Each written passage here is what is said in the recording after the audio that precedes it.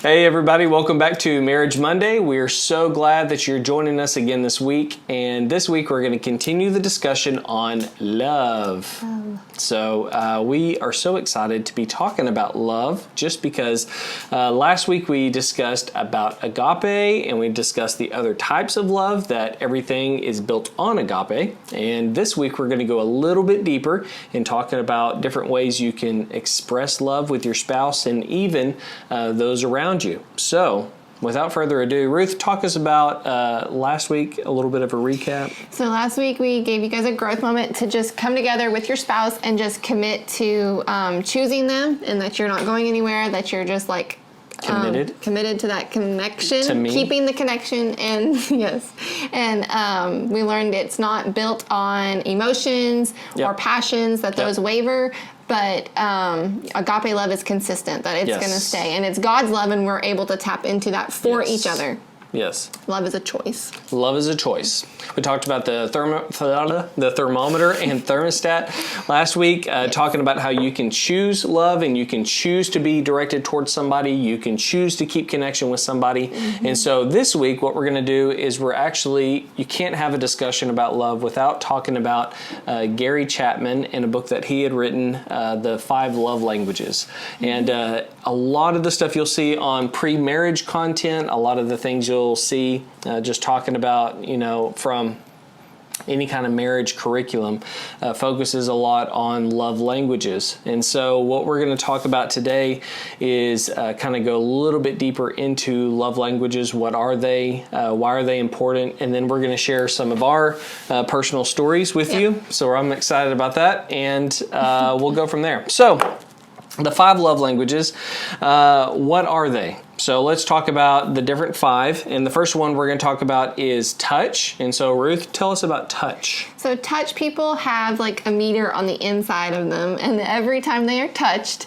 that meter goes up. And if they go a long time without being touched, then that meter starts to go down. And it determines how they treat others, how they interact with others. If that is starved intentionally or unintentionally by accident, then you'll see them at their worst. And then when they get lots of touch and lots of love, then you'll see them at their best. Yeah.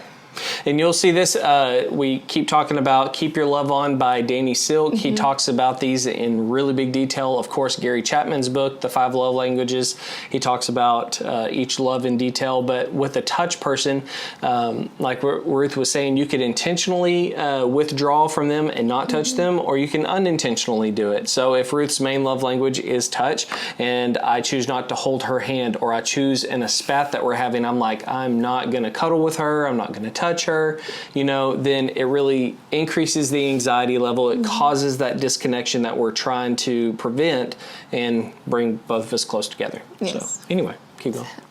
The second one? All right, so touch is the first one. Second love language we're going to talk about is acts of service. Mm-hmm. So what's acts of service? So acts of service people, which is my number one that I have right now. Took me a long time to figure that out. So they walk into a room and they just see all the things that need to be done. So like if the laundry hasn't been done, or if the toys haven't been picked up, if the dishes aren't done, like it's just like they go across the room and scan it and they see all the things that aren't put in place and that aren't done. Yep. Then that brings anxiety, that brings stress, and you will see them at their worst. And then if you go out of your way and you do those things for the person that it has acts of service, then it's just like they see love, that your love tank has been filled, like, that they can relax, that you took the time out of your day, even though it wasn't on your job list or whatever, that you took the time to think about them and say, I'm going to serve her in this way. Yeah. So that is my actual number one right now. Mine have changed throughout the years. And that's something that has happened after I had children, that my love languages changed. And the priorities kind of changed. Yes, priorities. And so, as she was mentioning here, we're going to talk about this here in just a minute, about the love tank that she was referring to and how you fill somebody's love tank. And so about the acts of service, it's kind of hard because with hers being number one, I'm not defending myself, but I'm just saying you could innocently try and be filling your spouse's love tank with, doing anything else. You could hold their hand and want to walk with them in the park and spend all this time with them, but there's one dirty dish, just one. And maybe 2 dirty dishes. There might be 2 dirty dishes in the Or entire house. Or a heaping pile. But it doesn't matter. What I'm trying to get at is that you could do all the other things, cover your bases, and try and speak your spouse's love language. But if this is their acts of service and they go into their house or they get into their car or whatever it is, and they don't feel like they're being served, they don't feel like you took the time out of your day to actually see, hey, what are the ways that I could serve my spouse? This acts just maybe with close personal friends or even the relationships around you. If they feel like you're focusing on all the other things around them except for the thing that's their actual love language, then they feel disconnected from you. They feel that anxiety. So, and also acts of service, people like to, you have to be able to communicate. So like you can't think, oh, he should know that the dishes were like coming out of the sink. Like you should know to do those. The pile of laundry on the couch. Like, okay, there's not a pile of laundry on the couch. I'm saying in general, sometimes there is. Okay, well. But like, We're just being really real with y'all, you know. Dan and Ruth sometimes have laundry on their couch. So, I mean, this just went all over Facebook. Okay, Yeah. well, Sometimes it takes me a while to fold a shirt. Are we really going to have a fight on air? Okay, Ruth, if you want to throw it down right now. Okay, you need to be able to communicate what your need is and what is most important to you. They are not mind readers, and they do not get it sometimes like we do, like I do. So I have to be able to communicate what my needs are and how they could meet those needs. Yeah. So, for example, if you want my socks put away, then maybe, hey, can you put your socks away kind of thing, but... Anyway, sometimes they look better on the living room floor. Anyway, number 3. Okay, so we're going to go to gifts. Ruth, tell us about what are gifts. Gifts are just little things that say, I'm thinking of you, you're important, I know you, and I just wanted to give this to you to show you that I love you. Yeah. It doesn't have to be something that is expensive. It doesn't have to have a huge price tag. It could be a note or their favorite candy or something just small. Wait. So you're telling me, because I mean, some of the guys, maybe even gals out there are thinking, okay, Ruth, you're saying it doesn't have to be this huge diamond necklace that I have to buy my spouse. No. Why? That doesn't make sense. Tell us why, Ruth. Because it's not about the amount you spend. It's that you took the time out of the day to think about them, to buy them something, or that if you saw something, it's the thought that counts. And that, so. That saying is really true. I don't know why I'm making a big deal out of that. Because that should, I mean, we don't want to get away from that really quickly. I want to express to you that if your spouse's love language is gifts, it's not about that you have to go fork out $1 million to try and make them happy. It's about, I'm studying you, I'm watching you, I'm observing the things that you like and that you dislike, and I'm not just going to go get a card that says, you know, happy birthday, and it has the picture of a cat on the front if I know you hate cats. But I may go get a birthday card that has a dog on the front if you know that they love dogs. What I'm trying to say is that you focus on them, you study them, and you're like, okay, I care about them, I love them, and I want to show them how much I love them, because I noticed last week they were looking at a Lego set. And so I'm going to go find a Lego set to give to my spouse. So anyway. And this is our daughter's love language is gifts. And as a little girl, we would go to a restaurant, she would take the fork or the knife or the spoon, and she'd wrap it in her napkin, and she'd give it and say, I have a present for you, and she'd slide it across the table, and she'd watch with anticipation as we opened up whatever it was. But it was like so thrilling that she was like, I gave you a gift. But and that was our first clue. Okay, this girl loves gifts. It doesn't matter what it was. It could be a spoon wrapped in a napkin. It's like, I thought of you, I'm giving this to you, I want you to have this. Yeah, and it's something as goofy as that. I know we're spending a lot of time on the gifts thing, but I will say this, that it really has to be the thought that counts. And it's, even with Micaiah, using her as an example, I could come home with a $1 toy or something like that, and it's just that Daddy thought about you at work today. Daddy loves you, and so I want to give you this. And so take the pressure off of you if you have pressure on you, and just express love. All right, so number 4, quality time. Now, this is one of my top 2. My top 1 is the last one we're going to talk about. Save the best for last. But no, what we're going to do is talk about quality time. Now, This is the message that you send to a person saying that I'm interested in you. I want to spend time with you. I want to get to know you. The things that you care about, I care about too. Mm-hmm. And so when you're spending quality time with somebody and that's their primary love language, you want to engage with them. You don't want to disengage. You don't want to be on your phone or anything like that. And so because when you're on your phone or you're on social media or whatever it is that's taking your time away, or y'all, drum roll on Facebook, here we go, drum roll. It could be a job, or it could be that you're present in the room with somebody, but your mind is still at the office thinking, okay, how am I going to do this tomorrow, or, all those things. Yes. And so quality time people really need that quality, that undivided attention where, hey, you have my whole focus, you have my whole attention. We're going to, talk this thing out if it's going to take an hour or two. And it usually doesn't. I mean, just speaking from me being a quality time person as number 2, I need maybe 5 minutes of knowing that this is quality time here, and that 5 minutes could go a couple of days and be like, wow, we really had some really healthy conversation. We talked through this whole thing, and I feel like my love tank is filled. Mm-hmm. So is there anything you want to say on quality time? That's it. No? You can see whose top it is and whose bottom it is. Yeah. Okay, so the best for last. You ready for this? I'm just kidding. But this is a really good one for me. This is the words of affirmation. Yeah. Now, words of affirmation, this could be your physical words, like your actual, speaking out language words. It could be also your tone of voice, the way that you use words. It could also be your body language. And so the way that you're presenting something to somebody, it carries a lot of weight with the words of affirmation person. Mm-hmm. So words of affirmation, to me, it could be any kind of word of encouragement. But usually like harsh words or words of criticism, people with words of affirmation usually have a harder time taking that. And so it just damages them a lot worse than it does with people that aren't words of affirmation. Like if you say negative things, that's going to cut them harder, especially if you don't surround it in love or put like I love you, and just that you're affirming them while you're telling them any type of thing criticism. Because I'm a fragile guy. No, it's not that you're weak. It's not that you're fragile or anything like that. It's just that the way that you receive love from your spouse. I don't know why you're laughing. It's so weird sometimes. I don't know what you got anyway. It's not that you're fragile. It's not that you're weak. We're at a serious moment here, Ruth. I need you to shape up. Here we go. But see, I can't even remember what I was talking about. It's about the words that your spouse says, and it's about the tone of voice and the encouragement that they're bringing. Yes. All right? Yes. Sorry. And a little word goes a long way. Yes. You're my hero. I love it when you do this. Hey, you're amazing at doing this. Really launches them into who they're supposed to be. Yes. Is there anything you want to say on that, dear? No. Okay.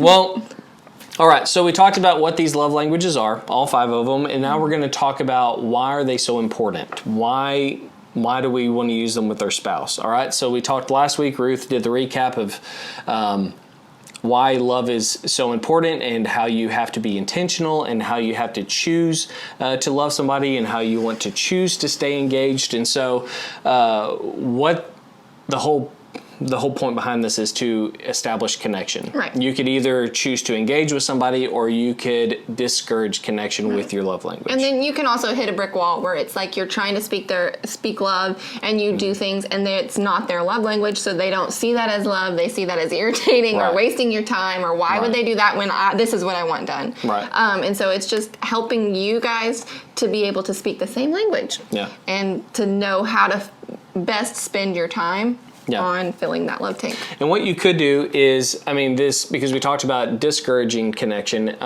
if you try and use this maybe in a fight or something like that, and you know that their love language is words of affirmation, and Ruth comes to me and she starts saying, 15 things that I've done wrong, and this is why you're a horrible husband, things like that, that can do a ton of damage. That causes anxiety to increase. It causes the disconnection to increase and drives a wedge in between you two. So it's so important to not only try and speak the love language, it's not only important to give your best effort to study your spouse and do all the things to give them a gift or whatever it is, but also on the back end, be careful about the words that you say. Be careful about withdrawing from them and not feeding that love language. Okay, so...